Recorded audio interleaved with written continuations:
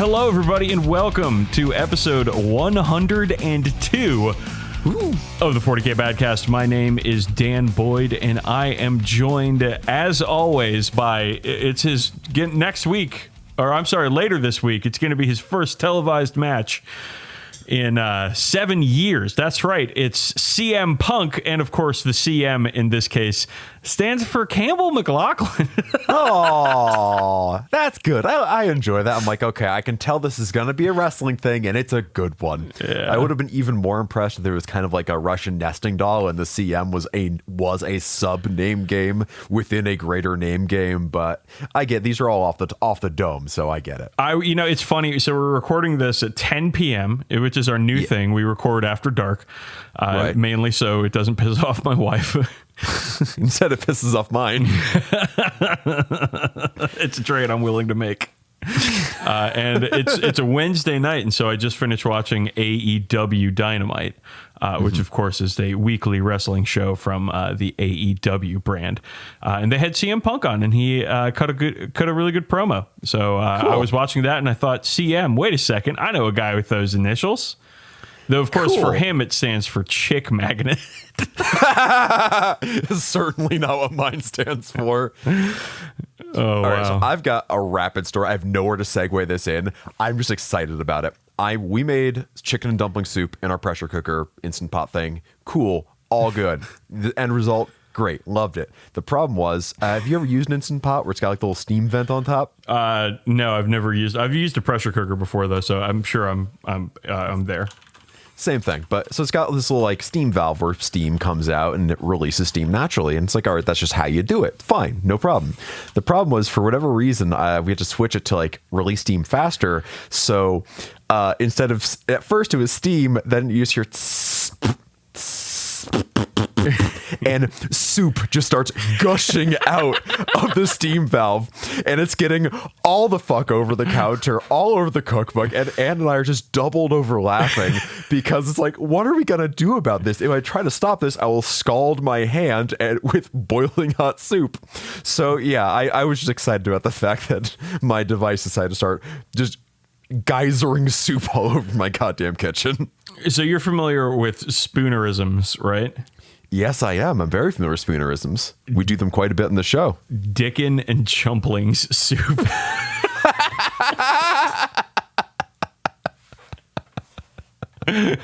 What's up? I'm Dicken. And I'm Chumplings. And it's the 40k Badcast.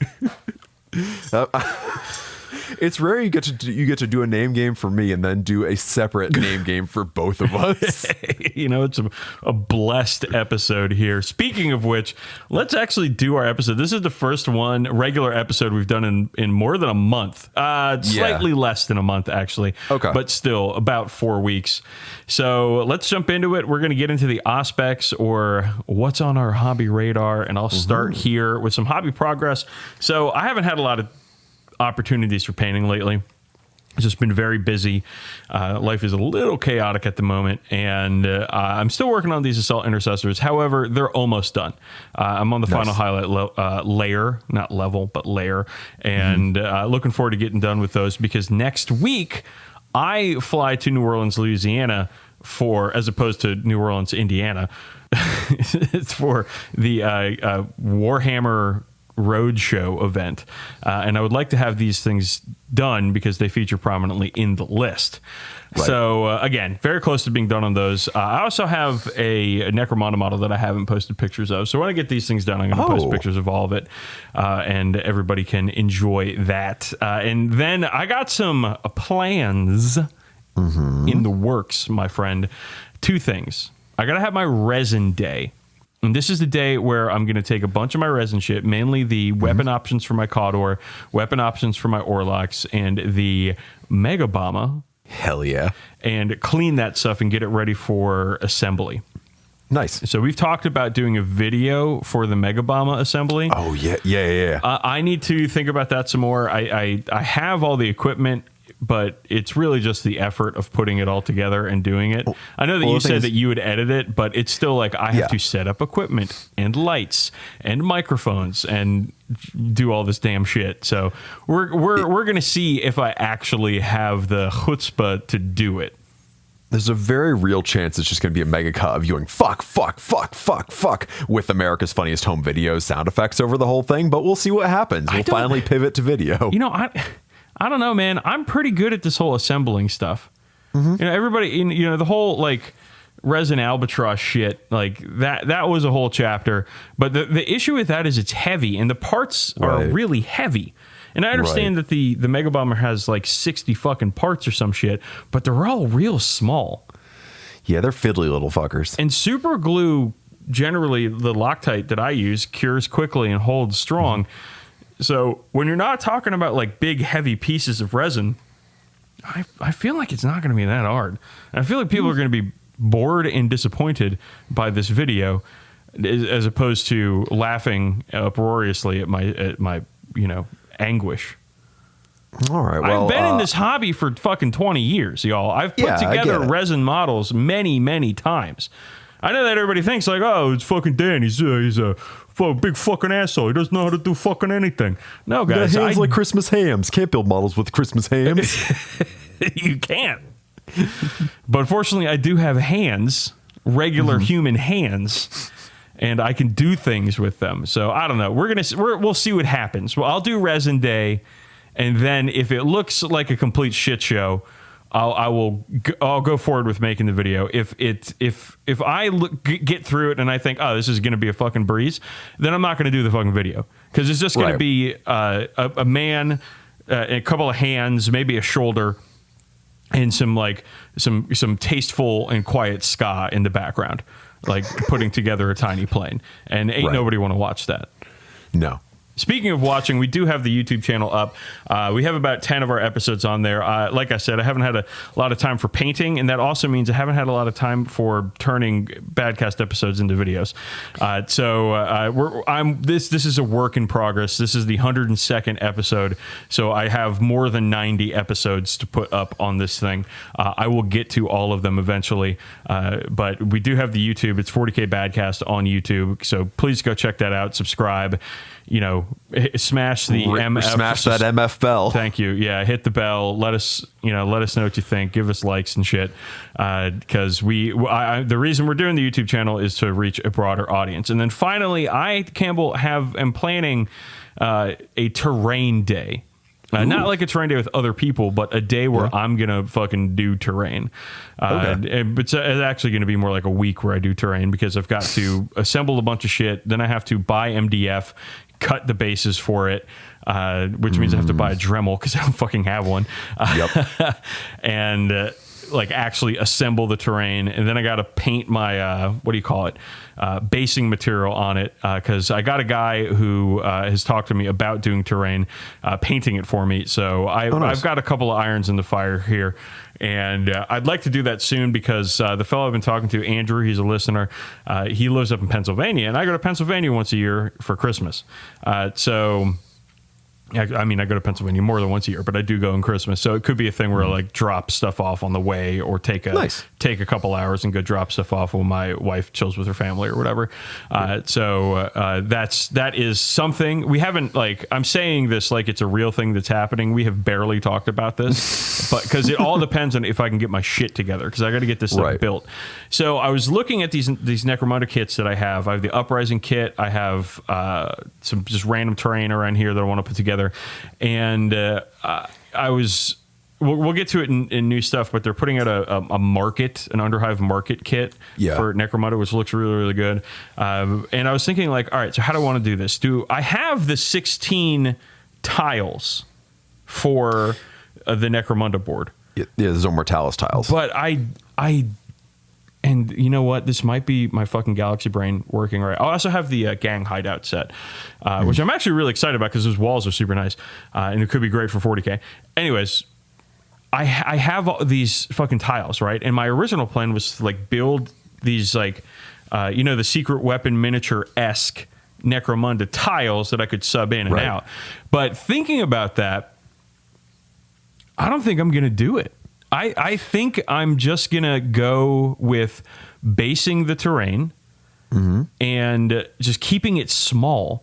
so I can still have like a modular board or whatever, but like I do now with a bunch of base terrain on a mat instead of, making 16 1 foot by 1 foot tiles with a certain amount of terrain on them, because that's going to take me I'm looking at my fake watch here because I don't wear a watch. That's going to take me about 15 fucking years to do.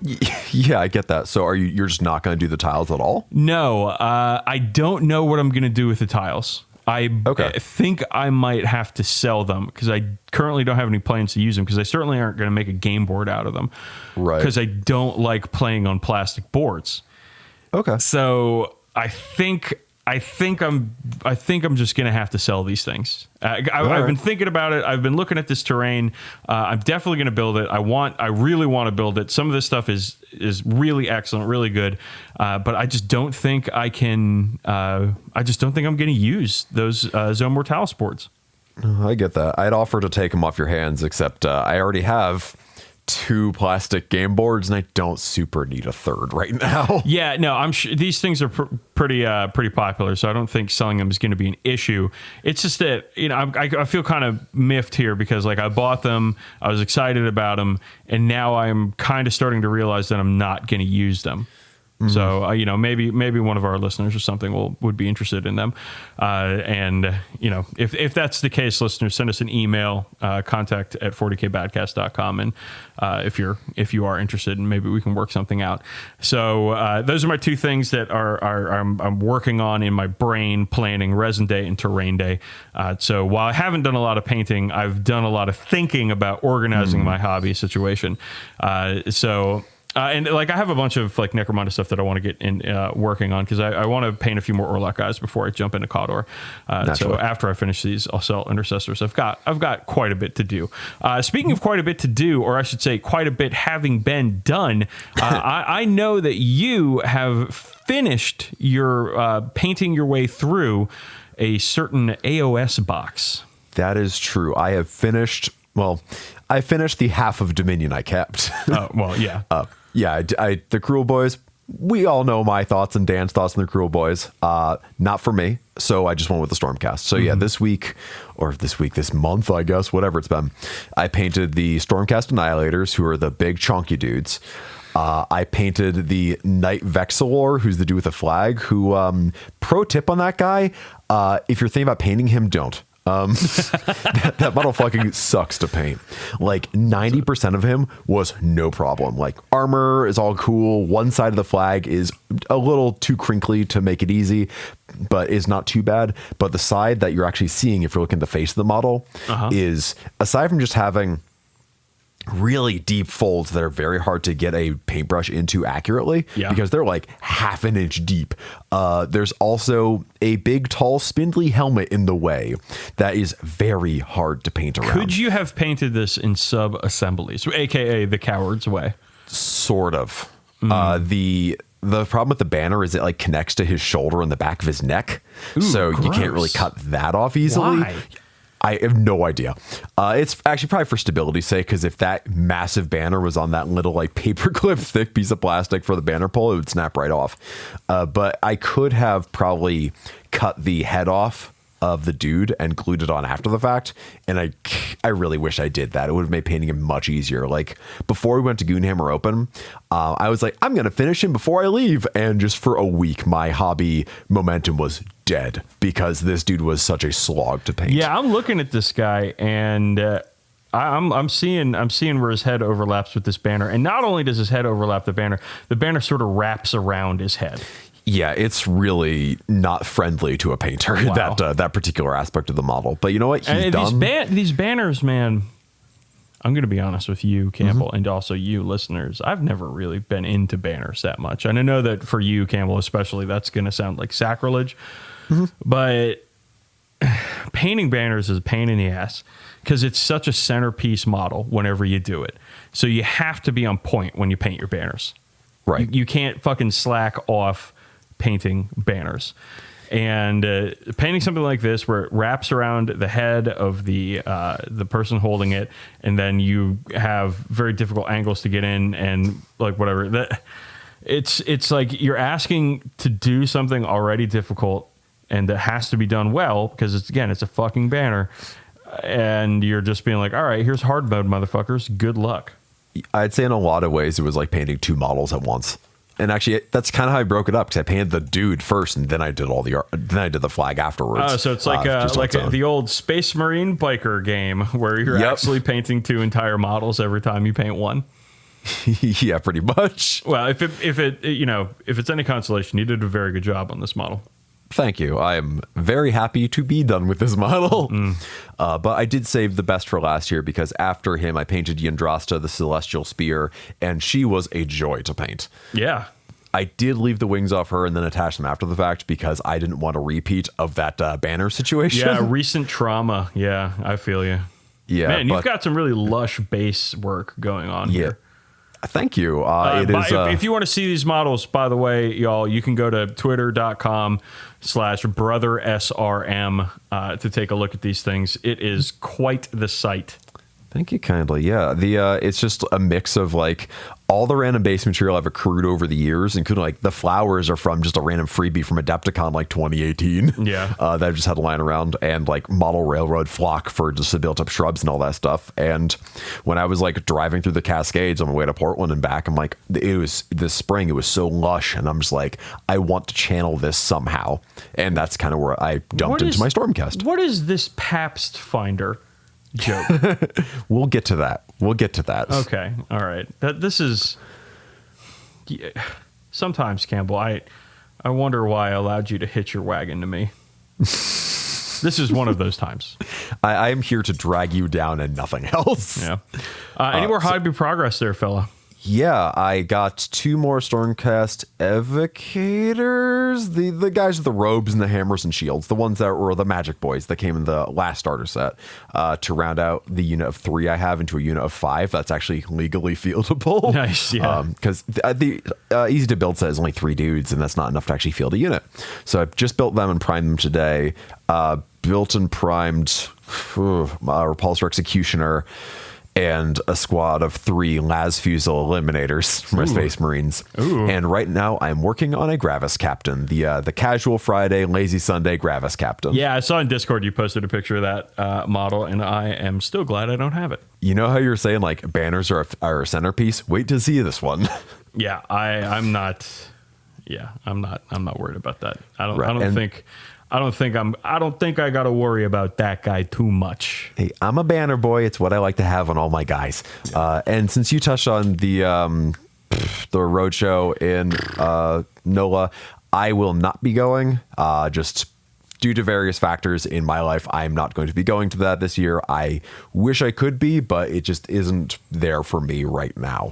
I mean, I was on the fence about going, but quite frankly, I'm having a kid soon, and so I got to get it in while I still can. Right, I get that. I do. But for me, just like, no, just New Orleans's numbers are not really good for me right now. Yeah. So, but if you're going, I hope anyone out there stays safe and has fun, and that includes you. Hey, thank you for including me, I guess. As an afterthought. Afterthought much? Jeez. I'm saving the best for last, Dan. All right. Did you play any games? I did, due to the vagaries of how we've recorded. All of these are from before the Goonhammer Open. Oh, hilarious. Yeah, so I had 2 double header against local player Chris and his Alpha Legion with my Orcs. Both games were 1,000 points, and I'll say they both kind of blended together because, again, 2 1,000 point games, 2 strong beers, and 4 hours. And between the 2 of them, I would say that Orcs kick ass. And Chaos Marines really are having a hard time. Well, I mean, good on you for beating up some Alpha Legion. The tied, I feel, with the word bearers for lamest Legion. If you disagree with me on that, listeners, then I suggest you take a quick walk outside, look down upon to the ground, find the first rock you see, and fucking kick that thing, and don't fucking at me ever about anything. That's fair.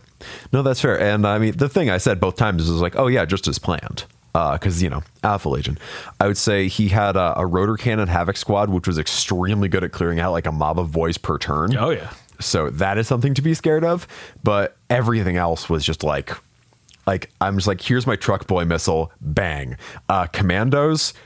they kick ass, dude. Oh yeah. So like I have commandos in cover, and he charged them a squad of warp talons, and even where they reroll wounds, they weren't able to really hurt many of my commandos. Then I got to use my throat slit as ability and be like, cool, my commandos are going to hit you on 3s and wound you on 3s because I'm in cover right now. Nice. And just wipe the floor with those warp talons.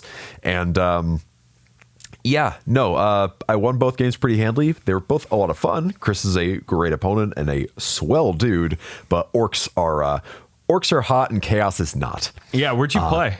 At Modern Games here in Bend. Oh, your nice little special game store there, huh? Yeah, my sweet little friendly local game store, which should be going back to this Monday. Okay, those are my only ones I had there. Then I had a game at my place against Cassidy's orcs with my orcs. Oh, Cassidy, the Irish vampire. The Irish vampire. That's why he came to my house, and we drew all the blinds. So this was another 1,000 point game. I used the exact same list. I gave him first turn, which I don't know why I did. It always explodes in my face. Because I was like, I figured if he comes close to me, I can get close to him and shoot and charge him. That'll be not a single faction in Warhammer 40,000 in competitive, in ranked match play that does better with second turn than they do with first turn. Every single faction does better going first. I will say, if I went first against Quinn's Harlequins at the last game of the Goonhammer Open, I would have gotten slaughtered. Okay, so you saying that means that I'm wrong? I'm saying I can point to a specific example where you're wrong, yes. Does Cassidy do the Goblin Green base rims? Yes. Oh, God. I'm looking at your Twitter again, and you have beautiful black base rims on these orcs, I should say. They're Rhinox hide. Thank you very much. Oh, they're close enough to black that they look nice.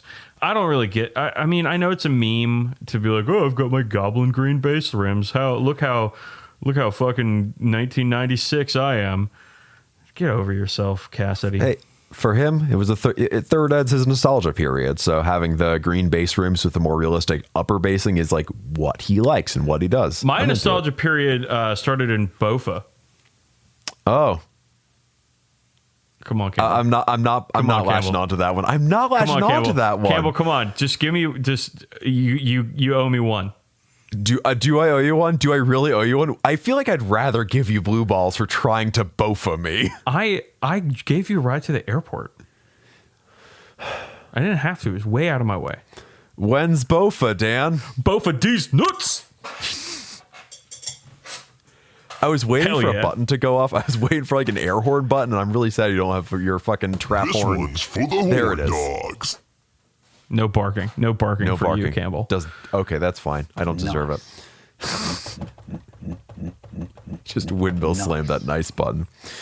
So yeah, as for this game where we actually played against each other, it didn't go as well for me this time around. He had Beast Snagas, which he just like jumped right up into my grill. Mm-hmm. He had a Squig Hog Knob that I was actually able to take down with just some truck boys punching above their weight. And I had a War Boss who utterly whiffed it constantly. Nice. He won this one pretty soundly against me, like a 76-43 win, but it was still a ton of fun. By game's end, I just had like 4 boys and a damaged truck, and he had like a third of his army left. Nice. But it was bloody, it was fast, it was a good time. And lastly, last few free games we'll talk about in this section anyway, I got to play a 50 power level tabletop simulator game with my Ultramarines versus Caitlin's AdMech. Oh boy. So she took a wholly new force. She was consulting with the various folks in our Discord for list writing advice and to kind of get some ideas going.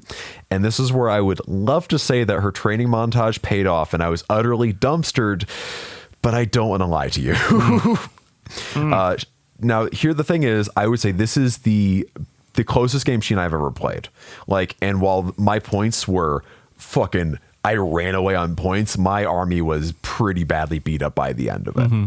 Like, I only had like 9 infantry models left at the end of the game, and one of them was my Blade Guard Sergeant with the Relic, so what was a very close 20-0 lead became an 80-0 lead, because in that particular mission you get 60 points for holding on to at the end. Yeah. And since my army is aggressive and hers is sitting back, and as an AdMech gun line, I was able to run up, grab the Relic, weather the fire, and seize the day. But I would say her talking with the Horndogs in her Discord did pay off, and her AdMech put up a hell of a fight. And also, it was probably the closest we've come to actually knowing all the rules in a Crusade game with AdMech, because fuck me, there's so many rules. It's true. That is a dense book. Well, I'm glad that Caitlin's getting better. Yeah, I am too. I'm really happy for it. It feels shitty just being like, "Hi, friend. I'm going to just rub your face in the dirt for 3 hours." I mean, maybe you feel shitty doing that. I feel great. That's fair.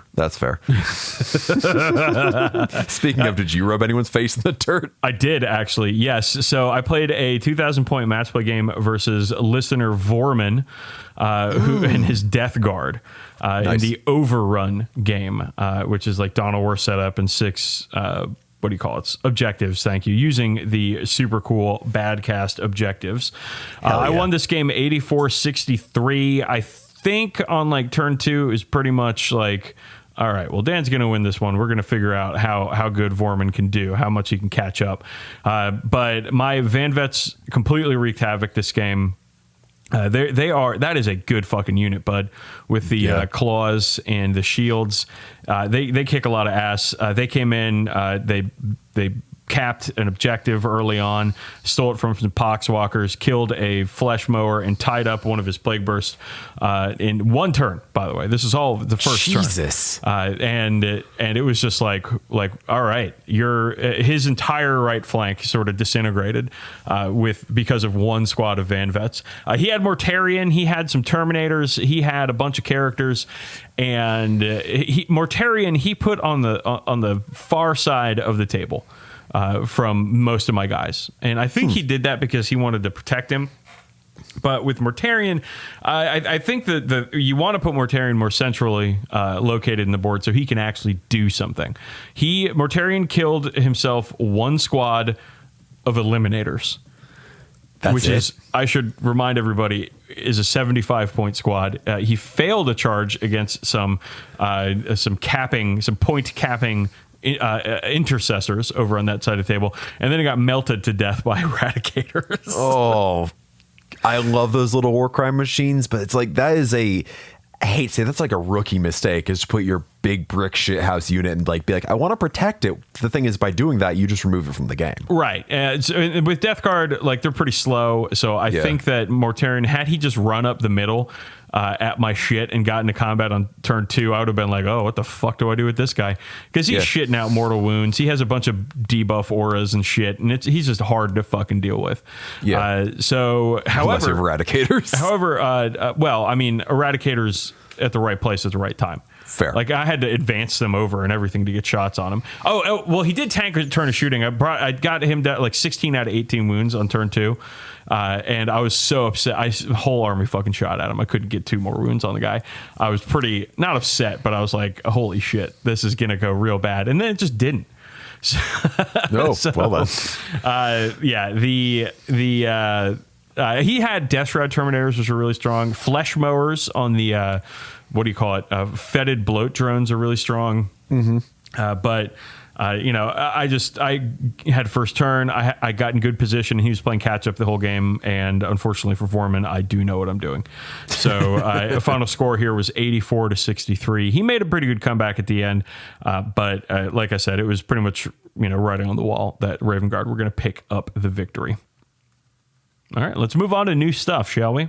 God, there's plenty. Yeah, well, there wasn't. And then last weekend, Gen Con happened, and they have a whole lot of stuff to talk about. So we're going to jam through this. All right, we got a new Blood Bowl star player, Wilhelm Cheney. He's a werewolf for undead teams. The best thing I can say about the model is that it's very faithful to the art. It's fun. I can read it, which I can't always do with the Blood Bowl like dynamic character models. It is fun. I'll give it that, but it doesn't have a very natural pose whatsoever. That's fair. And I'm not a fan of it. I'm going to be honest. I think that a lot of these Blood Bowl character ones, they just try so hard with the crazy poses, and they miss half the time, unfortunately. Oh well. They I wasn't going to buy this guy anyways. I don't play undead, so it's not that big of a deal. But whatever. You stepped on my good Blood Bowl joke. God damn it. What was your? I said they fumbled it. Oh. like the ball in Blood Bowl. Well, now that you've said it, everybody can have a good laugh. Yeah, thanks. Thank you.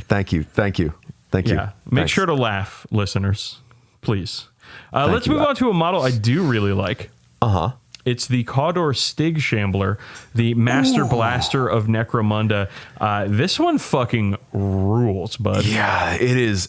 Much like that other one, it is a very faithful adaptation of the artwork, and it's a much better piece of artwork. This is one of the few models in the game where the Heavy Flamer is actually the good option.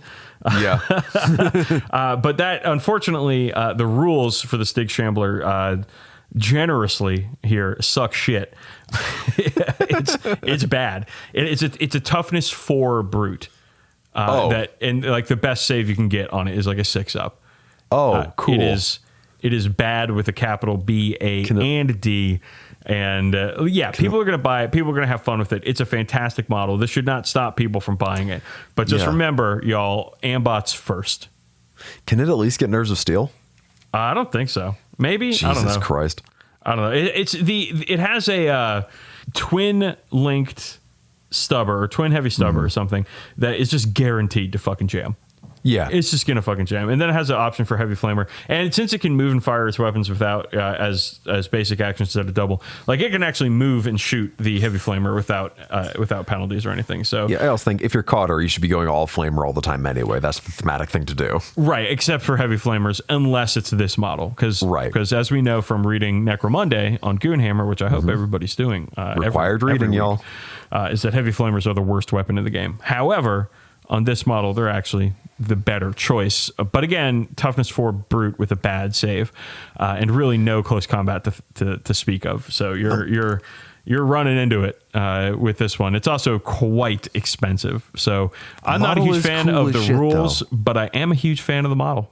Yeah, he's got some real like creepy Bloodborne horror movie sort of vibes to him, along with that Master Blaster aforementioned thing. It's a great fucking model. Yeah, and Caudor continues to be the best looking gang, and we'll talk more about that later in the show as we break into the House of Faith. But oh boy, that's some good stuff. All right, moving on. We've got the Van Saar Arachnorig has been revealed, and so unlike the Caudor Stig Shambler, the Arachnorig is actually really fucking good and very cheap for what it does, which is to say everything. It's an extremely powerful model rules wise, and model wise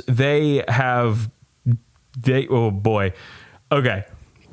I think it's cool, but they done did it again.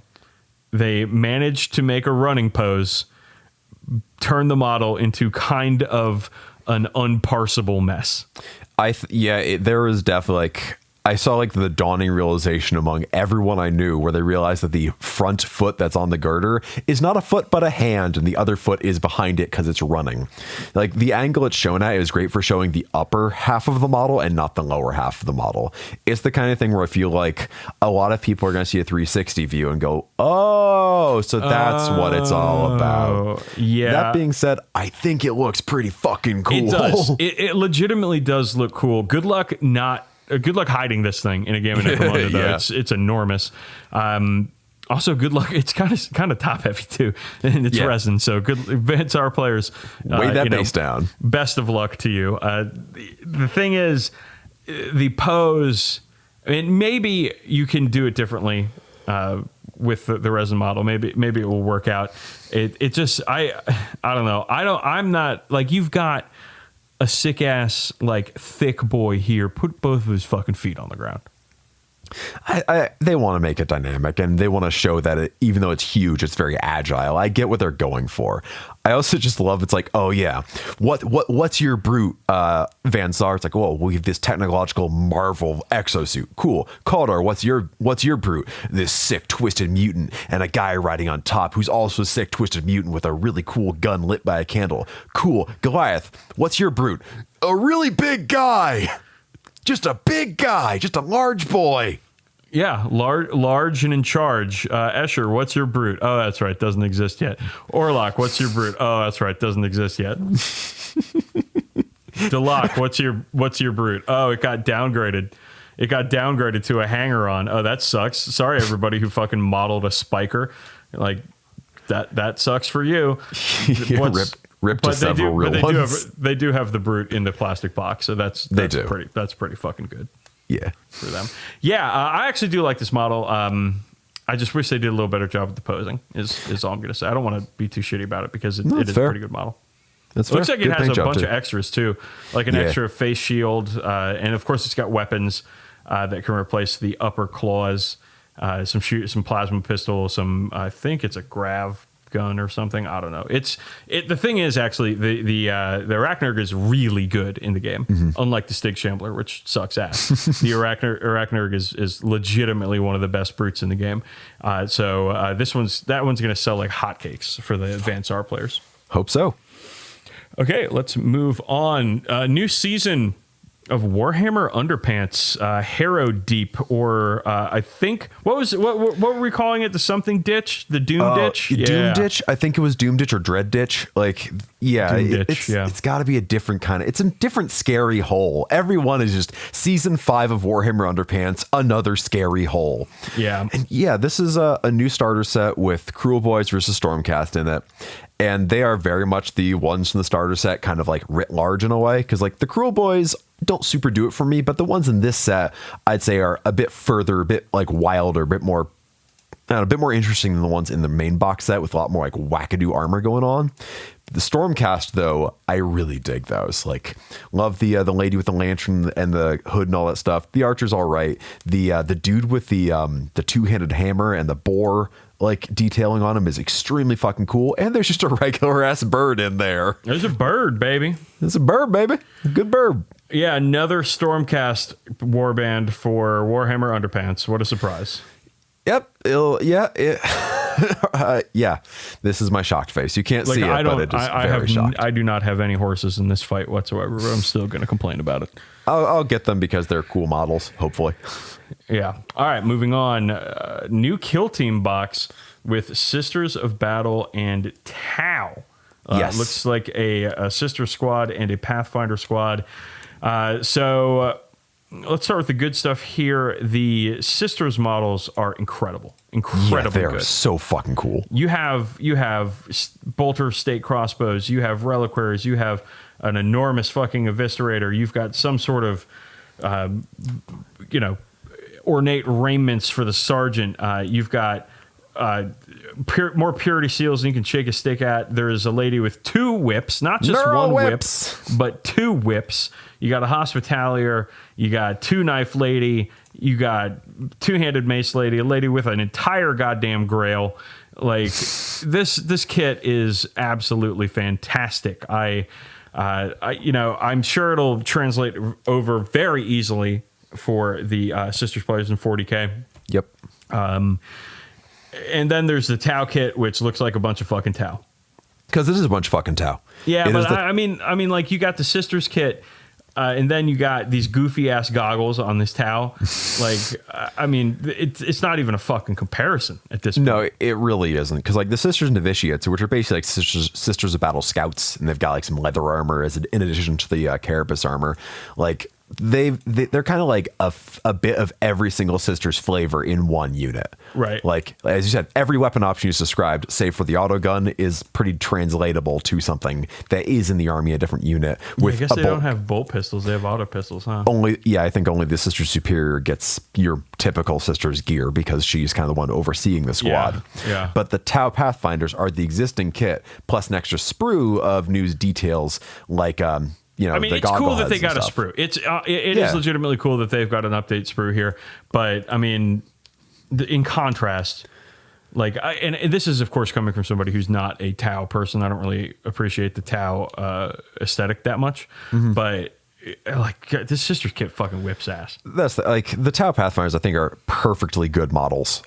They're quote unquote old, only like 3 or 4 years old, but compared to the sisters, they're fucking nothing. Now, the thing is, you asked me, you're like, what's the deal with the Pabst Finder thing? There's one hand in there that's a guy throwing a grenade. It's supposed to be a grenadier. But the thing is, with where the way the grenade is shaped and the positioning of his arm, it looks less like a guy throwing a grenade to me and more like a guy being like, yo, beer me, and catching a beer. Yeah, he's catching a beer can. Yeah, that's fun. So hence the Pabst Finder. There, I've explained the joke. It is now funnier. That's how jokes work. I'm enjoying it. But yeah, they're doing that. They're also doing the multiple editions of Kill Team the same way you do with 40k or AOS. So there's like a recruit edition, which has the commandos and the Kriegers from the Octarius box, but with like less terrain and stuff like that, which I'm super down for. I'm always happy to see more accessible ways to get into these games. I've played a couple games in New Kill Team. Yeah, just give us your review. I don't like it. Cool. Moving on. Are you interested in as why? Maybe next show we can do some Kill Team to yes, How about that? Yeah, because Cassidy is Kill Team, and I actually do want to give it a shot with him. So maybe you and I can actually have a real conversation about it. All right, well, just try to roll sixes is all I'm going to say. I always try, and I seldom do. All right. Let's move on. We got a new Blood Bowl team, a Khorne Blood Bowl team. Now, Khorne Blood Bowl teams have existed in the past, but this is a new take on them. And Bud, this team kicks fucking ass. These models are good. So good. I feel like a lot of time with Blood Bowl teams, like on the sprue of 5 dudes or whatever, 4 look great and 1 looks very flat. Not with this team. With this team, everyone looks dynamic, detailed. Like, they are great models on their own. And if you are doing Chaos Marauders or any sort of like mortals for AOS or fantasy or whatever, they are a great starting point. Absolutely. Like this is a strong fucking kit. And the Khorne teams of the past, I don't know how they're going to update the rules for these guys. I'm very, very excited to see what happens with them.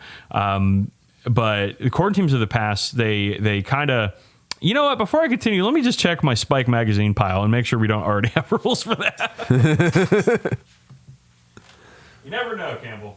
Never do. I mean, I certainly don't. Oh, man. There's a lot of these things. I know they're not in Blitz Bowl. That's about where my expertise ends. Where does that chosen? A lot of this is the last edition too, so it's can't really go off of it too much here. Lizardmen, ogres, gobos, snotlings. Yeah, no, we're good. So I haven't seen the rules for these things yet. And, it's gonna be in Spike 13. I am. What's in Spike 12? Halflings, probably. Who knows? No, Halflings is like Spike 6. Whatever. Doesn't matter. I haven't seen the rules for these guys. I'm very much looking forward to seeing what they bring to the table because in the past, your Khorne Blood Bowl teams have suffered the same fate as a lot of the Chaos teams, which is they don't have any ball handling skills. So while they're good at the violence part of the game, they're bad at the game part of the game. Which is kind of a good trade off at points. I'm very curious as to what we've got with this team. I mean, you're in an edition of Blood Bowl where being bashy is good, and I can't think of a game where Khorne is not bashy. They are very bashy. All right, moving on. You're going to be excited about what we're talking about next. The Black Templars are getting their own box. We're talking about a Redemptor, a Crusader squad, and a Marshal and Campbell Primaris Scouts. It's wild. I'm just... All right, so like... I guess they're technically not scouts. No, they're Primaris neophytes. But it's like, can you imagine if you're a small neophyte and all of a sudden there's big neophytes come along, you're like, hold on, so do I become a big Marine, then I become a big neophyte, then I become a big Marine? Like, how does that work out? And you know what? The answer is I don't give a shit. I think the Primaris Scouts, neophytes, are okay. I think the detail's great, but the poses look stiff and the heads have the dumbest haircuts around. Okay, but that's part of it. That's part of it. That kind of makes you come back around on it. That's part of the Black Templar charm, my guy. Yeah, is having bad haircuts. Yeah, exactly. Because fanaticism ends at, I guess, the barbershop. I'll probably do some of those same helmet swaps like I did my small boy neophytes, but I think they're pretty good. You could just grab some Incursor heads and throw them in there. Oh, yeah, I've got plenty, as I assume most people do. So the initiates, though, the actual Marines, those guys are fucking cool. Yes, and, sir. I also love they're getting some of the armor variety back in there because, like, one of the complaints I've heard from everyone who's like a fan of older aesthetics versus the new one is that a lot of the Primaris stuff feels very standardized and very templatized, which is the intention. It's so you can build off it and make the wilder, weirder stuff again, as opposed to where it was at the end of like 7th edition. And I like they're getting that back in here. Like they've got the tabards, they got the knightly helmets. I love the look of them. And most of all, I love the look of the sword brother leading the squad. God, he looks so good. I think my favorite thing about him is that he at first glance it looks like he's holding a sword with 2 hands, but no, it's a hand and a half sword. So he's got one hand holding it and one hovering over the hilt. It's such a neat little like realistic detail. Looks so fucking cool. And naturally it's chained to his fist. Which that's the good shit. That's what they have. Every weapon held by an initiate in this box is chained to their fists. Right. Neophytes, they can drop their gun all day. Who gives a shit? But the initiates, though, they've got the actual, like, the thing is, like, I've got a whole bunch of Primaris Marines I want to make into Templars, and I really do got to get on that and get some Jeweler's chain so I can chain them up. 100%. Yeah, and leading in this box though is a new Marshal model, and he is every bit like the badass Black Templar Marshal you want to see. Like he really does remind me of on the front of the 3rd edition box, that big John Blanche piece. Yeah. He has that vibe going on. Like he's not like a 1-to-1 recreation of the guys there, which maybe they'll do that someday. I hope they do. Yeah.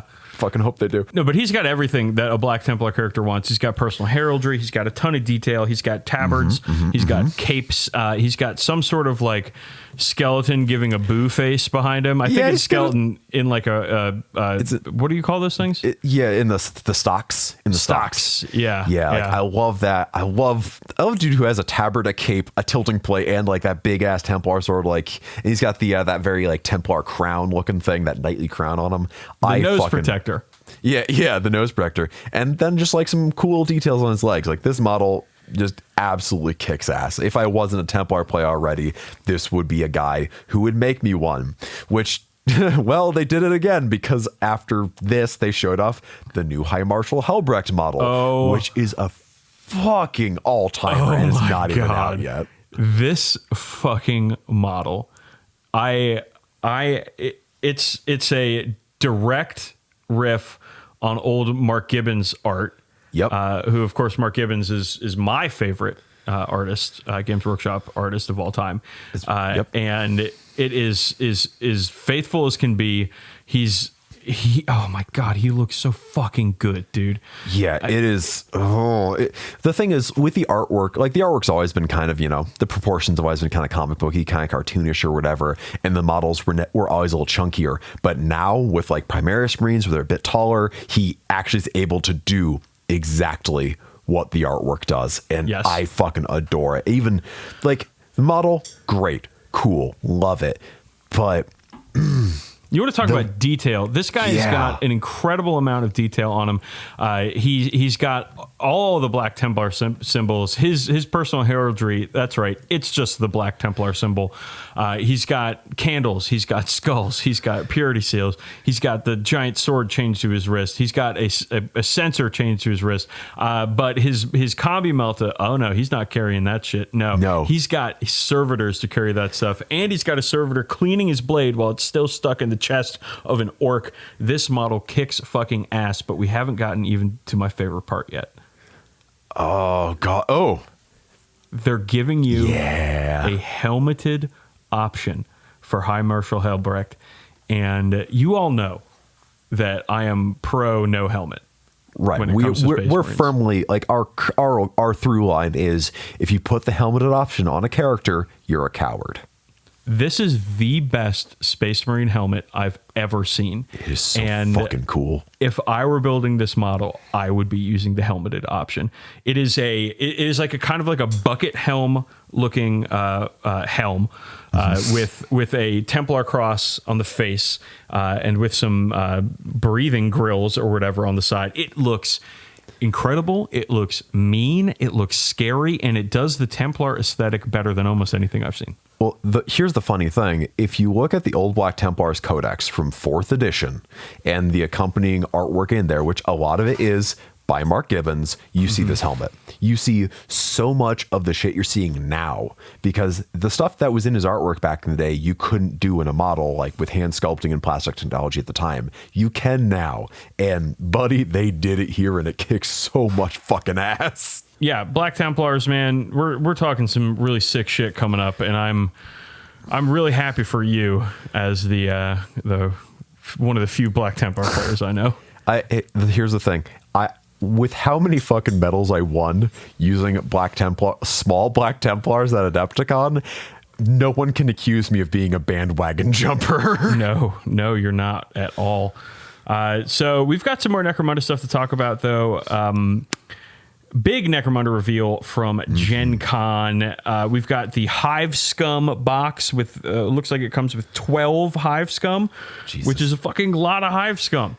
Yeah, but the thing is, though, you can run them as their own gang now, or coming up. Though I will say, judging by the loadouts of these players, this gang is going to suck ass. Oh, I'm stoked for this gang of just absolute dipshits to just die in droves. Also, nice stealth chaos cultist kit too, you know? Oh, totally, yeah. Like, I mentioned how cultists need a multi-part kit before, and this is a great place to start. Apparently, the person who created these models over at G-Dubs, the head socket matches Orlok heads, and the arm sockets match Gene Stealer models. Yeah, which means it also matches Scutarii. Right, so you can have a lot of fun with this kit. I think this is a great addition to the game because we don't have any Hive Scum models yet. People have just been making their own. No, there's a bunch of resin ones. Oh, I'm talking about generic Hive Scum. Oh, okay. Not special character Hive Scum. So this is a great addition, man. I'm very excited. I know I'm going to be picking this up just because I like having fucking random scum around. Yeah, they're always good to have. It's just good to have them around, you know? Yeah. Makes you feel good about yourself. With this, they have a new book called The Book of the Outcast, which you can create outlaw gangs with Dramatis Personae as the leader and add a ton of flavor to your games. Like I said, looking at the outlaw models here, if you're making an outlaw gang, good luck to you. God bless. But feels like it's gonna be a hard hill to climb. Yeah. But I'm very interested in this book naturally because I'm a Necromunda person. But again, you know, maybe don't get too excited. They're not going to be on the same level as Van Sar. I'll just put it that way. Yeah. In the book is going to be a new campaign, the Outlanders campaign. Very excited to see what that looks like. You know me, I love campaigns. And finally, the truly impressive Underhive Market Kit. I know that I'll be buying the hell out of this and paying someone else to paint it. Yeah, this dollhouse shit rules. I love it so goddamn much.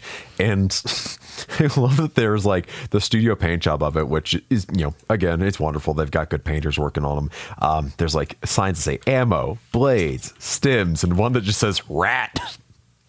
Yeah, I think I'm looking at this terrain kit, and it looks like it's going to be really good if you combine it with other buildings. Yeah, this is not the a freestanding market kit. Stuff is not.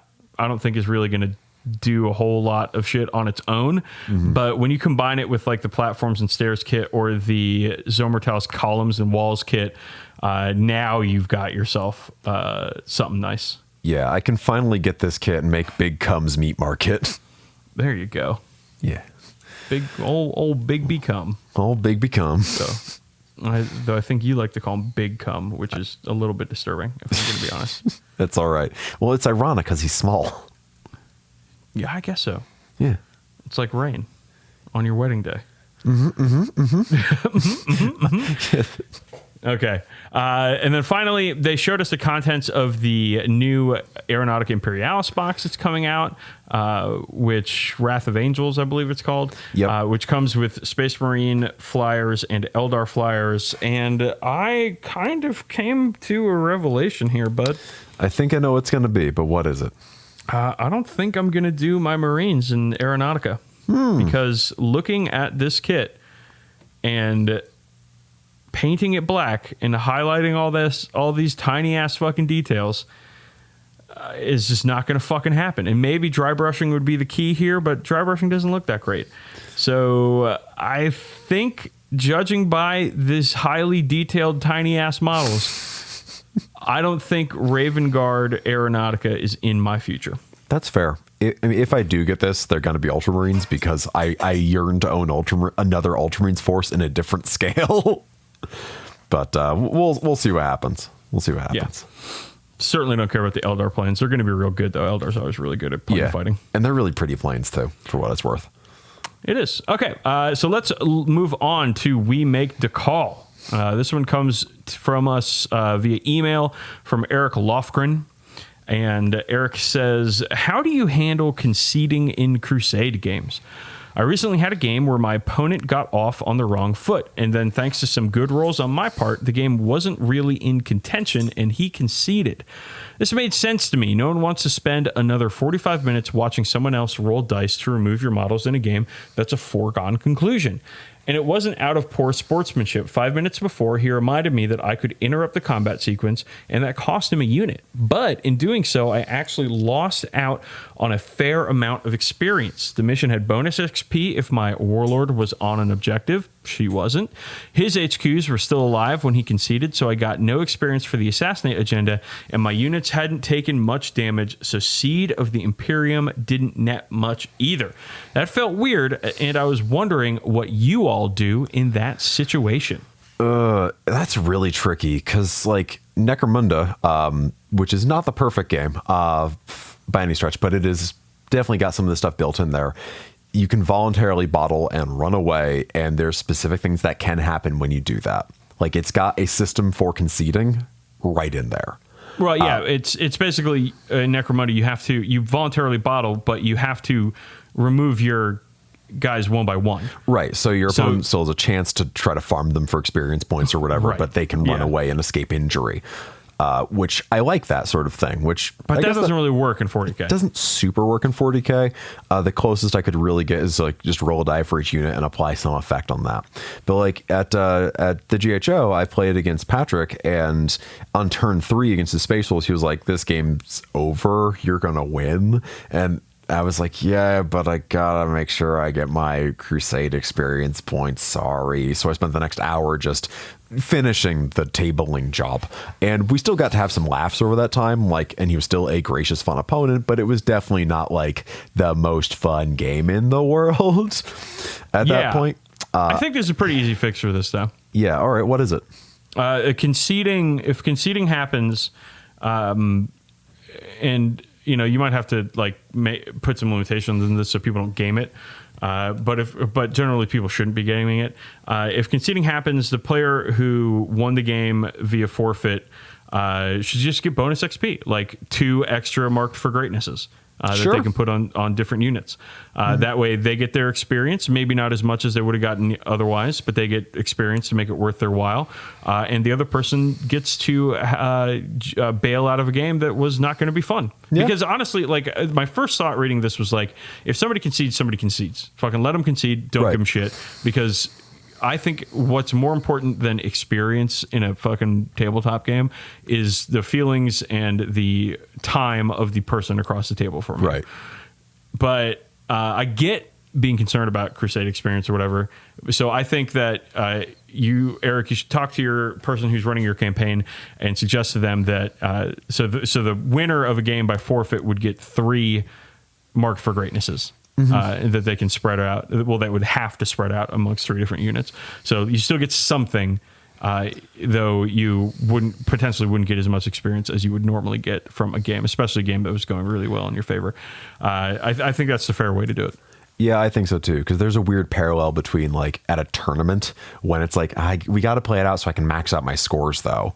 Yeah, and you don't want that parallel. But that's a tournament, though. I know, but that parallel thing, I know, but that there are rules shouldn't. Around conceding because it's it happens, right? But and you don't want to screw somebody out of getting max points or something because it's a tournament where the points fucking matter. In a Crusade, the points matter a whole lot less. The experience points matter a little bit, but again, I think that there is a happy medium in there somewhere, and there should be some victory bonus for winning by forfeit. Right. No, I was saying like the parallel there is an unfortunate one. That's all. So, okay. Yeah. So let's move on. I want to talk a little bit about Necromunda on our 40k podcast. I hope that's okay. I'm happy to. And here's where I get to talk about more games I played just when you thought you were done. Good. So, okay. House of Faith came out, and it came out a while ago, but we just haven't been able to talk about it for a lot of reasons. I mean, I just recently put up on Goonhammer the House of Faith guide, the Cawdor guide post House of Faith, which is up now. You can go read it if you're interested. If you're Cawdor curious, I would definitely suggest checking that out because I spent a lot of fucking time on it. So House of Faith is the book for House Cawdor. The specific Necromunda rule book for House Cawdor, and I am ultra hype about it. So let's break down what's new in the book. First things first, Redemptionists. Listeners might be able to recall that Redemptionists were my first Necromunda gang way back in like 1998. Yeah.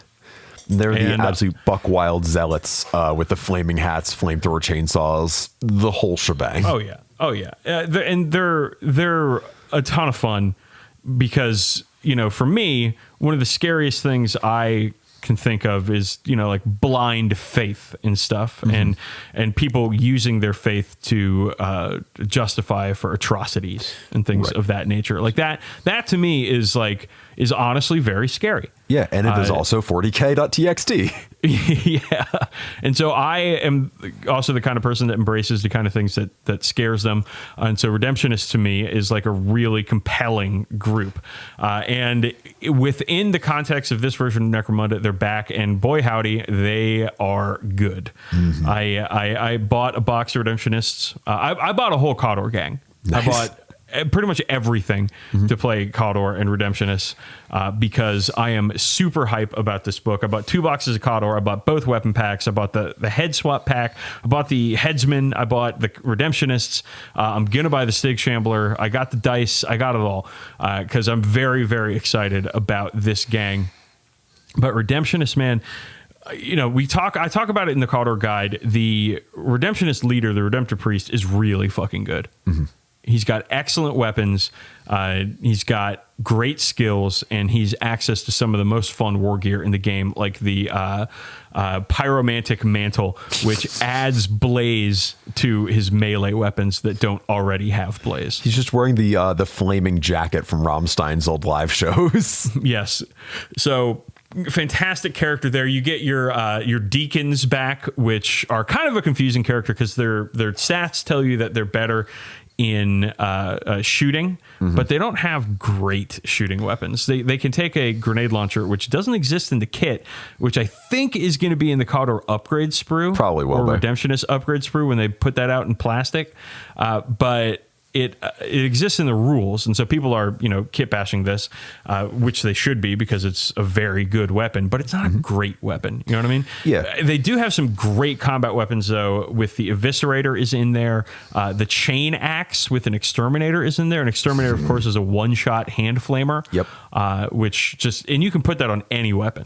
Right. And the thing with like hand flamers is even at the best of times, you're usually going to get to shoot them once or twice. So the fact they're one use only is not a big deal.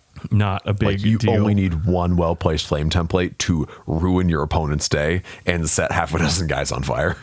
Right. So then you get your Zealots, which are the Redemptionist version of Juves. No prospects, no specialist champions in this one. You get 2 gangs. The Zealots, by the way, aren't very good. They're too expensive for what they do. So no need to talk about them very much. You get 2 gangs in this book. You get Redemptionists and you get Cawdor, but you can mix and match. You can have a gang of Redemptionists and Cawdor. You can have just Cawdor. You can have just Redemptionists.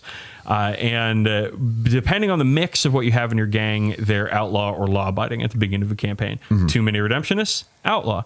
Too many Cawdor, law-abiding. Some campaigns that doesn't really mean anything, but in other campaigns it does mean something. In the Law and Misrule campaign, it certainly does. In a lot of custom campaigns out there, it does too. So that's a really fun thing, which other gangs do not get, which immediately catapults Cawdor into the most unique of all the gangs, even before their crazy weapons and shit that they can do. Yeah, and the thing is, you're going to get to use a lot of these models too, because Cawdor dudes are cheap, and they have a special rule called Devout Masses, where you get an extra Ganger or D3 extra Juves in your average game. Not or. And. You get one extra Ganger and D3 extra Juves if you have them on your roster. This is only Cawdor. This isn't Redemptionist fighters. But if you have an extra Cawdor Ganger, you get one. Like, so if you have if you go to a scenario and you have 8 people in your crew, right? So it's custom selection 8, both sides. Your opponent gets 8, you get 8. But you have like 14 guys on your roster because you're Cawdor and all your dudes are cheap. Yep. You get to pick an extra Ganger to come in, and you get to pick D3 extra Bone Pickers, which are the Juve, the new name for Cawdor Juves. So anywhere between 2 and 4 extra Gangers, extra fighters rather, I should say, into your crew at the beginning of the game, which is an enormous advantage. Yeah. For many reasons. Yeah, because Necromunda is a game of action economy just to begin with. So having more guys is already useful. And with how cheap they are and how much they've got ready access to mostly auto guns, reclaimed auto guns even, you're going to need those extra guys to get those extra shots off. It is the closest you get to a horde gang in Necromunda at the moment. Well, it is the only horde gang in Necromunda. And honestly, if you have a bunch of reclaimed auto guns in your list, you're fucking doing it wrong. Reclaimed auto pistols are fine because they're only 5 credits. Fucking everybody should have one of those. Or stub gun. Doesn't matter. They're the same thing. At 5 credits, fucking go nuts. But it's blunder poles. It's always been blunder poles, and it's still fucking blunder poles. It is the best basic weapon in the game by a fucking long shot. And you honestly, a good Cawdor gang is going to have at least 4, but probably closer to 6 or 7 in their gang. Jesus Christ. Yeah, blunder poles are extremely fun, versatile weapons. Yeah, they're basically a custodian spear, but way more hilarious. It's a cosplay custodian spear. It's like a combat shotgun attached to a versatile weapon, a spear, but it has 2 types of ammo, and they're both templates, and one of them is blaze. Yeah, it is an incredibly good weapon. I again suggest that if you're going to play Cawdor, get a whole bunch of those. But that's not new. That's old. They were good then. They're still good now. What are new? We got some new hangers on, and my favorite is the Underhive Preacher, which is only for outlaw gangs. So you kind of have to figure this out. But the Underhive Preacher is basically a Cawdor ganger with a 2-handed hammer. It's kind of a bad weapon, but this is a good character. And this character does a lot to increase the potency of your Articles of Faith, which is a whole new special rule system that only Cawdor gangs can use. Yeah, get through the other hangers on, then we'll talk about Articles of Faith, because they are extremely cool. Yeah, the other new hanger on is the Flagellant, I think. Flagellant. However you say it, flagellant, whatever, doesn't matter. Is a character that will whip your guys in recovery back into the games, but they start the game with a flesh wound if this happens. So fun. Which is really, really hilarious as the injured players, or injured fighters rather, are forced back into combat by the Flagellant, who is armed with shock whips, and that's it. And it's like, fuck yeah, dude, get after him. Yeah. Which is actually it's a good thing to have. It synergizes as well with the Cawdor strategy, which is have more guys than the other guy. Which you need, and part of the reason you need that is for Articles of Faith. Articles of Faith is a new system. Now, every gang gets their own special rule set, right? Yeah. Goliaths have gene smithing. Escher have chem alchemy. Orlocks have legendary names. Vansar have Cybertechnica, and Delac have Psychoteric Whispers. But here's the thing. On all of them, except the Orlock one, but don't worry about the Orlock one. They're not that good. They don't really change the game at all.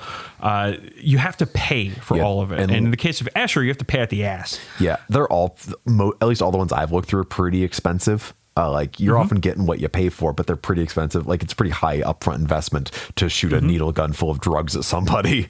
But these just come with it. These are free. Articles of Faith are completely free and can be used in every game a Cawdor player plays with no cost in credits or experience or anything else to the player. The gang just gets to do this, which is honestly probably overpowered. Yeah, it's like, well, they are like acts of faith for Sisters of Battle, like in a lot of ways. Very like, similar to that system. Very similar to that system. Only much funnier. Because when an active, all right, so I played a pair of games at Dylan's house and I got to use his Cawdor gang on his absolutely gorgeous terrain. Go follow him at 40k Hamslam on Instagram or Twitter or wherever you want to. And we played a pair of games and they're both a ton of fun. My favorite one, like there's some which it's like, okay, you can move and then you can charge, and you know, that's great. Or you can get a free move, but you take a flesh wound. That's a cool trade-off, and it's easy to pop off because you basically roll a die for each member of your gang, and I think a 5-up you get like one more point of, or one more die you can throw to do these things. Okay, yeah, it's like Faith. It's like the Faith dice system. At the end of your turn, you roll a dice for each non-seriously injured Cawdor player on the board, and this represents their Gestalt Faith. Okay, and for every 5-up, you get a Faith dice that you can add to your Faith dice pool, and then at the beginning of any activation for any of your fighters, you can say, I'm using an Article of Faith. And then you have to roll X number of Faith dice to beat the threshold test. And each Article of Faith has their own threshold test, which is usually 2-up to 11-up. And you have to, if you beat that, you get to do what it says in the rule. Like, as you were saying, it sounds like you were playing the Path of the Fanatic. I was playing Path of the Fanatic. Yeah, if you're making charges and shit and extra moves and stuff, that's a good one. That's the one that you want if you are going full crazy close combat zealots. You know what I mean? Like that's the one for them. We can talk about the past in a moment, but this is and there's one fun thing you can do. It's called Beseech the God Emperor. It's a new double action where if you do this, so you're giving up your turn basically for this one fighter. If you do this with this fighter, instead of 1 dice at the end of the turn, you roll 3 for that fighter. Yeah, which basically guarantees you at least 1 faith point. Right. But or faith dice rather for the next turn. But the funny thing about these is if you fail to pass the threshold, you still need to do the action. So for some of them, some of them you fail the threshold and it doesn't matter. Yeah. Some of them you fail the threshold and one of my favorites is In the Path of the Fanatic. It's all these have fantastic names. Because they're supposed to be fake scripture. The one I like the most out of Fanatic is, and lo, I did spread my wings and the God Emperor carried me aloft. Yes. And this is one where you say, all right, I'm doing this Article of Faith and I'm going to make this jump. You have to declare that you're making a jump. And if you pass it on a 5-up, so generally you want to roll 2 dice for that. If you pass it on a 5-up, you can add 3d6 to the movement for attempting to leap a gap. Yeah, which is so you get to leap a gap for free. Your base, it's lower. I'm sorry, shorter than the width of the character's base. Yeah. So for most Cawdor stuff, it's shorter than an inch. They can leap a gap for free. Anything bigger than that, they have to do an initiative test, and then you hope their movement covers it, or hope the movement they get from leaping covers it. But this one, you still have to do the initiative test. Yeah. So, and most Cawdor initiatives are 4-up.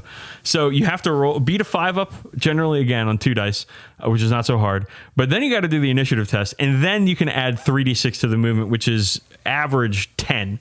Right. And if you go down a level and you can't jump up a level, if you go down, you're still looking at fall damage there. I think it has some clause in there to reduce fall damage or fall distance by so many inches. If you're jumping down a level, which is a different action. Gotcha. So if you're leaping for distance and you fall, you're still dealing with damage there. If you're jumping down a level, you're reducing it by d6 plus 2, which is generally going to reduce it to 0, meaning that you can just jump down without getting hurt. You still get pinned, but you can stand back up. Right. So Yeah, this is hilarious when you're like, oh, there's a 12-inch gap between these two buildings, and I've got an eviscerator. And it's hilarious if you make it and you chop up your opponent, and it's even more hilarious if you just beef it and your guy just falls to his death. It's fantastic. I got to use this one in one of my games, and it got me over to like a loot casket that then exploded and knocked me over. But nice. I wish it failed. When you're doing this, did you like intone these articles of faith like they were scripture every time you used one? I did with this one. The one that lets you move more, I can't remember what it was called. I just kept saying Speedy Feeties. And his feet carried him into the fray. Yeah, it's Speedy Feeties. That's roll 2 dice. It's like a 3-up. It's a 2-up. You immediately make a free move and you suffer a flesh wound. Yeah. Regardless if the threshold test was passed, which is great because this is basically move charge. Right, which is what I used it for. A huge advantage in the game because the charge is, of course, a double action. And a lot of times you might be out of range of a charge that you could make. But with this, and his feet carried him to the fray, they certainly fucking did. So these things are great. The Path of the Fanatic is great for combat. My favorite is the Path of the Doomed, which is all about sacrificing themselves and their companions for any sort of advantage. You're talking about suicide bombers, which it's called, and by the manner of his death did the Emperor judge him. The activated fighter immediately makes a move action and then explodes with a 5-inch blast template that does an automatic hit to all fighters under the template. I mean, it's just a frag grenade hit, right. Strength 3, AP nothing, damage 1. But Campbell, if you have a bone picker that you got extra anyways, or 3 free bone pickers, front of your lines, and he's like, oh wait, he's kind of close to the enemy. Why don't I just fucking blow this asshole up and at least pin some guys? Yeah. So hilarious way also to collect lasting injuries. Which is really what we should be trying to do in Necromunda anyway. Because when they blow up, the fighter immediately goes out of action. Yeah. they're out of the game, but they left quite a big stain, perhaps. But the one that gets me really turnt is called "And the People Rose Up in Their Multitudes to Aid Him." This is it's an 8+, so you generally want 3 dice to roll it, but you just add D3 fighters from your roster onto the table. Absolutely wild. And you can do this more than once. So this is why you want to have huge gangs when you're a Caldor player. Like you want to have like 15 to 20 people on your roster, even though most games are going to be between 8 to 12 fighters. Like you want a lot, so because you're going to get a lot of extra ones onto the game. And this one, you can just fucking pump your numbers, and the more fighters you get, the more faith dice you generate, and the more faith dice you generate, the more articles of faith you can do, and like it just spirals into a whole fucking thing.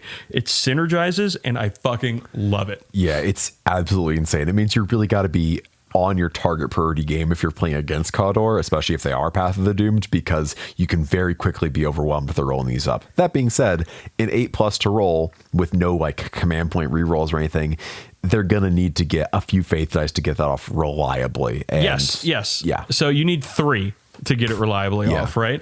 So first turn, at the end of the turn, you roll for faith dice, right? And if you've got, let's say, 8 or 10 on the table, let's say it's 10, then you're going to get average out to 3 faith dice for the turn. And so what do you do at the very beginning of your next turn? Oh, that's right. You try to add D3 more fighters to the fucking game.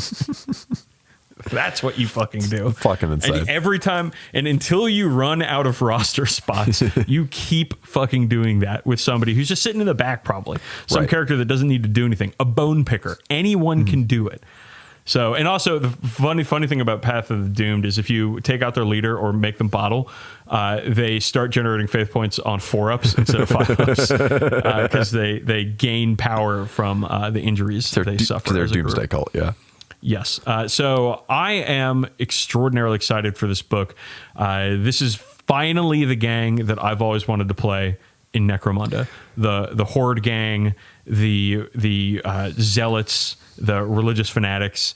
This is how I want to play it. And I'm extraordinarily excited to start my journey as to become a Khador player. I love my Orlocks. Don't get me wrong. I really do. They're a ton of fun to paint. They're a lot of fun to play. But this is it for me, man. I am fucking gung ho about Khador and Redemption. Well, the thing is, when you look in the mirror, the person you see is an Orlock. But when you look in your heart, the person you see is a Khador trash boy. I mean, I'm not gonna like be a religious fanatic. No, because I'm not religious or a fanatic. I'm just not going to do it. So you're a secular again, Khador trash boy. Again, it's like it's just kind of scary, the idea of this. So I'm into it. I love these rules. They're so much fun. And like, yes, Khador can have a bunch of guys in them, but remember, their guys suck. Yeah. The blunder pole is a very good weapon, but the guy who's wielding it is one wound T3 with a 6-up. If that. So you're not going up against like a Goliath gang where like everybody's toughness 5 and super good in combat, or you're going up against a bunch of trash boys. Yeah, like I think the thing is, Khador, I really do think is the funniest gang in Necromunda, because between the fact that you have a nearly limitless supply of worthless, feckless dipshits to get murdered or murder yourself, like that is already great, because you're losing a lot of that like personal investment that can sometimes lead to some bad feels in like a ongoing campaign sort of thing, because you got to understand these guys are here to die, and that's why you get so damn many of them. None of them are very good, which means they're gonna be failing things a lot, which is funny. They've got articles of faith where they can fuck them up and die or have awful things happen to him, which is funny. And those articles of faith are also like high tension, high drama moments where you're just trying to like go big on the dice. And then you've got such a bevy of flame weapons, which means people are going to be catching on fire, running around in random directions, falling off gantries, running into each other all the fucking time. There is just utter madness going on with this gang, and it is fun for your opponent too, because it's fun to kill dudes and they're very killable. They're extraordinarily killable, but the danger is when they start getting close. Yep. And when you start, if they get a numbers advantage in the first, like a trade advantage in the first couple turns, and suddenly you've lost 2 players and your gang goes from 8 to 6 and they have 12. Yeah. You're like, fuck, what am I going to do? And the answer is stick with it, because Khador will fold pretty quick, but like, it's a tough fucking situation. And like I said, it's the kind of game I want to play in Necromunda. So I'm very, very excited for it. Yeah. And yes, this means that I'm going to have an enormous roster and I'm going to have to paint a ton of Khador guys. I don't care. I'm fucking ready. Just figure out a repeatable scheme and paint 30 of the bastards. Yeah, I have a plan already for my Path of the Doomed gang. I don't want to mention it here because one of y'all motherfuckers is going to steal it. But I have a plan. I'm ready for it. Hell yeah. We got to move on though. Yeah, we do. So this is like suddenly the religion. Yeah, this is the Oops All Faith episode. Because we are going to talk Crusade Focus Adepta Sororitas. And Campbell, I've said it before. I've said it a lot before. But this might be the coolest Crusade section we've seen so far. Parts of me agree with you, but parts of me super don't. We'll get through them because there, again, is quite a bit here. Yeah. All right. Let's start out. The Crusade section in the Sisters book begins with battle traits. First time we've seen this. Already new stuff happening. And some of these fucking battle traits are sick nasty, dude. A bunch of them are familiar, but some of the familiar ones are real good. Like you got them broken down for infantry / warsuits, Cult Imperialis units, Hospitaller units, and Ministorum priests. So with the infantry and warsuits, I love the one it's the same as Terminator honors, because it turns one of your people or one of your unit champions into a veteran of the convent. Yeah, it's called. Makes them a mini character, +1 wound, +1 attack, +1 leadership, the zealot ability. Like, it's extremely cool. I love viewing it. It's also really fucking good. I've rolled up Terminator honors in my Blade Guard squad, as have I, in the Stratus campaign, and it's a problem. Yeah, because they were already 2 up to hit, and then my next level up for them was Terminator Honors Sergeant. So yeah, he's a 4 wound, 5 attack Blade Guard Sergeant. Yeah, he's a lieutenant with better gear hidden in a squad. Like, it's always a cool build. Sisters aren't as close combat centric much of the time, so this might not be as useful in like your typical line squad, but there's some... I will if they're fucking Zephyrim. Will if they're Zephyrim. And they will if they're Paragon warsuits. And it will if they're the halberd ladies I forget the name of. Sacristans? Sure. Sacristans? Something like Saccharin? that. No, not that. Cool. Come on. But you got Cult Imperialis, which they get like the Shield of Faith ability, which is a 6 up in Vuln Save, and the ability to deny the witch, which is pretty cool. Love that. Can get Sacred Rites, which is neat. Or they can reroll hits in melee, which is pretty fucking swell at all times. As for Hospitalers, they just have your pretty typical apothecary abilities. So it's the apothecary reprint. Yeah. Although, well, one of them is ignoring an out of action test. Useful. That's good. That's the apothecary one. But being able to auto pass morale on friendly units on a 1 through 3, that's pretty swell. Like, that's a pretty cool ability. That actually synergizes as well with Valor of Saints, which is at the end of the morale phase. If 1 or more units with this trait passed a morale test during this phase, you gain a miracle dice. Yeah, that one is legit pretty great. Like, and miracle dice, to those that don't know, they work like the faith dice situation we just talked about a little bit. But basically, you get a miracle dice, you roll it, and that value can be used later in the game. You can bank that value. So if you roll a 6 on a miracle dice, and you're like, I have a 6 here, and then when you hit and wound with a Meltagun, and it's time to roll damage, you're like, oh wait, I'm just going to use the 6 that I've already banked, and now your Meltagun does 8 damage to something. Yeah, it's gnarly. Like, that's so damn good. And it's really fucking good. Last but certainly least, Ministorm priests can get an extra hymn or +1 to inspiring them. Nothing exciting, but useful. Love it. Real useful. Love it. But here's the cool stuff, Campbell. Yeah, that's the thing. These battle traits are great. Yeah, super cool.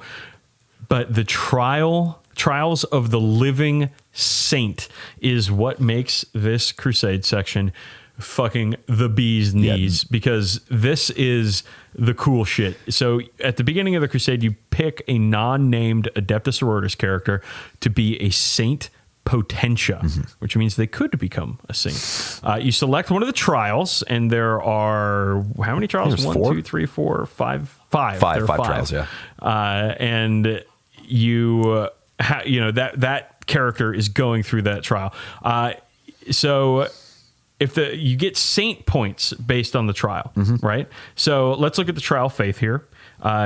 It has a bunch of rules. You get deeds and then a reward. And if you get through the deeds, you get the reward. So Beacon of Divine Grace, earn 2 saint points at the end of the battle if this model performed 3 or more acts of faith. Which we already talked about. Miraculous Feat, earn 1 saint point at the end of the battle. This model used a Blessing of the Faithful's miraculous ability during that battle. Chorus of War, earn 1 saint point if the model intoned 3 or more inspiring hymns of battle. So it's using the special abilities on the data sheets of your characters here. The Trial of Faith. If you get up to 10 saint points, and these travel over between games, they're cumulative, they get the saintly reward. So the Trial of Faith saintly reward is called Boundless Faith. At the start of each battle round, if this model is on the battlefield, you gain 1 miracle dice. This miracle dice can only be used by this model when it performs an act of faith or uses a miraculous ability. And if it is not used by the end of the battle round, that miracle dice is discarded. So free miracle dice for that one character. That's really strong. Yeah, that's clutch, especially if they got a Melta Pistol and you want to get that damage off, or they got a save they gotta make if they don't want to die. Like, and you're not using miracle dice that the rest of your army can use. Right. And it's also, it's like, it's a cool bonus without being a bonus that's like game breaking. It's like it's just one damn good turn. So after they get the saintly reward, they can start themselves on a new trial. And you can get up to 5 saintly rewards. You can do all of the trials and get all 5 rewards. And at that point, your character's probably pretty fucking cock diesel. But if they get all 5 saintly rewards, they are no longer a Saint Potentia, but a living saint. So fucking cool. So they lose the Saint Potentia keyword. They gain the living saint keyword. And here's the thing. The Saint Potentia... if they fail an out of action test, they have to take a martyrdom test, which could permanently kill them. Yeah. But if that does happen, it gives the rest of the army bonus XP. Right. Yeah. You take a martyrdom test each time they fail an out of action test. You roll a d6 plus their number of martyr points. And if it exceeds the leadership, they are martyred, removed from your army, and every unit in your army gains XP equal to their saintly rewards. Right. So like if you've got if you're a living saint and they get iced for good, every unit in your army gains 5 experience. Yeah, which is wild. Yeah, it's pretty fucking good. So this is an incredibly flavorful and fun system, and one that can make very powerful characters, but make the very powerful characters slowly. Yeah, so it doesn't feel like you're while. running away with the campaign. Yeah, and like again, there's five trials. I'll go over the other 4 real quick. You got the Trial of Suffering, which focuses on getting wounded, killed, and building up battle scars, which is, that's mine. Reward gets you like a D3 healing factor and the ability to ignore battle scars, which is pretty sweet. Trial of Purity focuses on killing psychers and making invuln saves. Reward is just a mortal wound aura, which is pretty neat. Trial of Righteousness focuses on killing stuff, namely chaos, or especially chaos rather. And reward is the ability to fight twice once per game, which is fucking killer. And then you've got the Trial of Valor, which focuses on taking objectives, heroically intervening, and using epic deeds stratagems. And the reward there is objectives secured in that character, which is neat, and a free epic deed stratagem once per game, which is pretty sweet too. Pretty darn good. Let's move on to agendas here. We've got, looks like 5. Test of Faith, you perform acts of faith, you get XP. Very nice. Easy. Burn the Witch, you kill a psyker for XP. Very nice. Wait, let me get back to Burn the Witch though. You get 1 tally mark each time you kill a psyker, but you get 3 if you kill them with a flamer. Like, I could not let you just get off that on-ramp. That's fantastic. Atonement in battle, you complete this whole thing to remove a battle scar. If they have... And buff up a Repentia unit. Well, that's the thing. If they have... you pick a unit that has the Loss of Reputation, Disgraced, or Mark of Shame, or Battle-Weary battle scar, and if they kill a unit in melee with a higher power level than them, they get experience points and lose one of those scars. And if they're Repentia, they get a redemption point as well. Yeah. It's very characterful. Seed of the Imperium is you're gaining XP for dying, which is hilarious. Yep. And then Reclaim the Relic is your standard extra objective agenda. Yep. That we've talked about many times. So requisitions, more fun stuff here, bud. We've got Saintly Benediction, which is give a blessing of the faithful to a canoness or palatine. This is, your basic upgrade requisition. The Devout Warrior is if your Saint Potentia dies, this is how you pick a new Saint Potentia. Yep. So again, these are requisitions are situational here. Holy Pilgrimage allows you to just buy a saint point. Yep, 1 to 3 saint points. Seems like cheating, but it's what are you going to do? It's a little lame, I think. Penitent Wrath. This is you're turning a battle-scarred sisters unit into a Repentia squad, which of course is the ladies with the very large chainsaws. Yeah, the chainsaw ladies, who are quite mad. And they get the same number of XP, but they get to drop that battle scar. Yeah, which is cool. I like that sort of thing where units can transform like that, like a character into a dreadnought in the Marine Codex. Well, because what you're doing is you're like, all right, well, this unit, like you have a troops unit that loses objective secured, right? Yeah. And you're like, well, fuck this, but they have an upgrade. So you're like, oh wait, boom. 1 RP, now my troops unit is a Repentia squad, and I get an upgrade for them. Yeah. So pretty cool stuff. And then Glorious Redemption, you're turning a Repentia squad into a sisters unit with the same amount of XP and battle honors. You get to turn them into Celestian, Seraphim, or Zephyrim. I love that it's an inverse of the previous one, and that you can have this, you can have a narrative arc with just 1 squad of regular ass battle sisters where they're disgraced, become Repentia, and earn their redemption and become like Celestians or whatever. I think that is so fucking cool. It is an extremely cool thing. So this Crusade section already kicking ass. Let's move on to Crusade relics real quick. Most of these are pretty standard. I do like the Blade of Admonition. Now, it is a legendary relic, so it costs 2 requisition points and adds 3 to the Crusade points. It is a +3 strength, AP -3, damage 3 power sword that automatically hits characters. Yeah, which is insane, especially if you get that fight twice ability. See, my one here is the File of Dolan, which I imagine, knowing our friend Peter Dolan, is a Can of Steel Reserve, which gives you +1 strength, attack, and leadership, which much less exceptional than the Blade of Admonition, but much more attainable. Yeah, this shit rules. I'm a huge fan of it. The Sisters book is already very strong, and this Crusade section makes it a whole lot of fun. So I'm happy for the Sisters players. Yeah, I feel like all of these are going to have some boilerplate stuff, like the hospitaler abilities or the extra objective agenda and stuff like that. But the saintly trial sort of system is so fucking neat, and that thing I just said, like that redemption arc for one of your units, is it's so distinctive. It's so Sisters of Battle. It's so much turning the lore and the fluff into something actionable on the tabletop. I don't think it's my favorite Crusade section, but I think it is a damn good one. All right, Campbell, it's time. It's the 102nd time we've done this bit. It's time for fact or fan fiction. Alone on a battle-scarred world, a river of blood dripping down her cheek. Frantic, Sister Ariana desperately searches through the desolation, relying on her power armor as she is forced past exhaustion. They're all dead, she thinks, legs ready to give out from under her. I must retrieve the saint's relic. A saint had appeared in her dream the night prior to the slaughter around her. A radiant female figure raining fire and golden light down on the battlefield around her, commanding Ariana to recover Get Relic after the grisly battle concluded. Ariana was not aware of a relic brought to this theater of war, but she must do the saint commands. For the Emperor, I must find it. It's not something one of her battle sisters brought. It's not of the barbaric Xenos filth of this planet, and yet it's here on this battlefield. She passes by a sister torn limb from limb, entrails yards from her torso, head placed delicately in her arms another 10 yards to the east. Only some kind of monster could perform such atrocities. She hears scrambling nearby.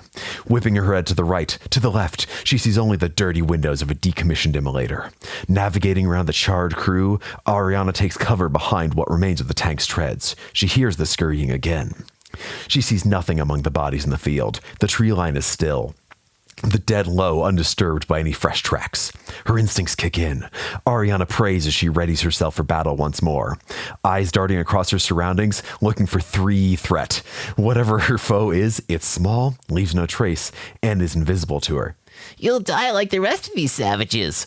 A childlike voice cries sharply from within the immolator. The worlds trail off with a loud, unending, better word, in parentheses, cackle. Ariana jumps to her feet as she feels a sharp pain across her thigh. This is my world now, the invisible kid screams. Ariana fired her bolter in response, round spraying in the direction of the devilish creature's cackles. Show yourself, coward! I'll rend you limb from limb in the name of the Emperor, she screams, voice matching the gunfire's intensity. Her barrage, lethal and vocal, cut short by an invisible slash at her ankles. Down on one knee, she fires on reaction. A spurt of black ichor stains an invisible form. Only luck, it shrieks. Try and shoot me again and your companion's gruesome fate will seem like mercy. The ichor vanished as quickly as it appeared. The creature either healed rapidly or its blood became transparent to save its camouflage. What do you want? What's your purpose? Ariana shouts. She feels small breaths on her neck, then warmth running down her neck and over her breastplate. Blood, the creature whispers. Ariana feels her life fade away. The creature's cackles in motion as it scampers over her body, stopping only to make new incisions, each drawing more blood. A sweet amber light fills her vision as her life force fades. The light grows stronger until it blinds. Is this death? She thinks. It must be. Death in the Emperor's golden light. A booming voice fills her unconscious mind. Your work is not yet finished. Yeah. Rise, Ariana. Ooh, yeah. An indecipherable feeling washes over her. She wakes, identity subsumed by the intrusive wave of this unnamed feeling. Burning with golden light, Ariana stares down at the now visible Xeno savage. No more, she bellows, her own glorious radiance scorching the pitiful creature. That dream was no dream, she realizes, now floating feet above the ground. It was a vision from the Emperor himself, choosing me to become a saint. I will purify these wastes. My sisters shall not have died in vain. It is all within my hands. She she flies, a voice raining burning light into the desolate battlefield. Xeno scavengers alight like small candles burned in remembrance to get fallen comrades. Fury, power, and range fills her well-being. Ariana, I am no longer. From this day, I am Saint Anger. Wow. That was a fucking ride. That was a long walk to get to that joke, bud. That was a real long walk. It's about as long as any given track on Saint Anger. Wow. I love it. I'm into it. I know it's fan fiction for multiple reasons, but I as we've talked about, Saint Anger is an album that exists. It is certainly an album, and that is Rage. You're correct. That is fan fiction. That is Rage, an Adeptus Sororita story by Jess Ham Ledteef, or as you would also know him, Rocco. Oh, Rocco. The about to get banned Rocco. He's back on the shit list, man. He keeps doing it. They're posting about the New York Mets, and I don't like it. At first, he can't parallel park. Then he's really into not only a bad baseball team, but a bad album too. All right. Well, maybe he'll get off the shit list after a while. He was off for a little bit, but now he's back on. This is what happens, man. He's gonna be the invisible kid when you're done with him. All right, let's do a couple of plugs. Listen, we're only going to do one plug this time because it's important. So we're going to run a little bit of a charity donation situation over here. And the way it's going to work is this. Recently in the state of Texas, in the United States of America, they passed a truly reprehensible, extremely restrictive bill that effectively bans abortions after 6 weeks. We here at the Badcast feel that this is in gross violation of not only human rights, but the Roe versus Wade statute. And we're upset about it. We don't like it at all. So here's what we're going to do. I have donated $50 of my own, not Badcast money, but my own damn doll hairs to the Texas Equal Access Fund, which you can find their website at teafund.org. That's teafund.org. We will put a link in the description of this episode, but T as in the drink, fund.org should be easy to remember. So I donated $50, and I'm going to challenge you Badcast listeners to do the same. And there is an incentive.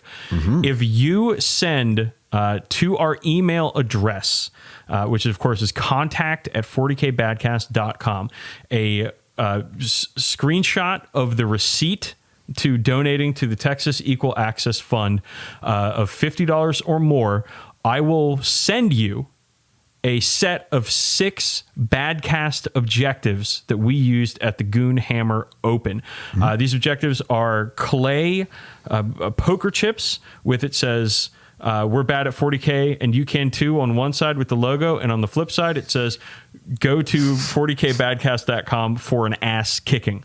They wouldn't let us put cum on the objectives, which... It's craven cowards. Whatever. Rob Jones, you're a coward. So if you do this, if you send us a screenshot of your donation of $50 or more to the Texas Equal Access Fund, and your address, your name and address, I will send you 6 of these objectives, or as many as I have, if you're, if we've gotten down to like the dregs of the thing. Here's the catch though. I'm not buying more of these objectives. Okay. Right. I'm going to send them to you, but I'm not going to buy any more. So this is going to be as supplies last. So as soon as you hear this, if you're really keen on these objectives, I'd suggest you go and take care of this immediately. I will send them internationally. So if you live far away, you'll get them. You might not get them quickly, but I will send them. It's going to be a little bit before I get around to sending all these because I'm going to try to batch do this. Yeah. So don't expect these next week if you donate now. But this is a cause that Campbell and I are very, very passionate about. And because we both believe that healthcare is a human right and access to abortion should be a cornerstone of any developed nation's healthcare system. Yeah. Like, this isn't our first time standing on this pulpit. Like, we've donated to Yellowhammer in the past and so on. And this is kind of the most immediate way we can help people right now. Right. So I've donated.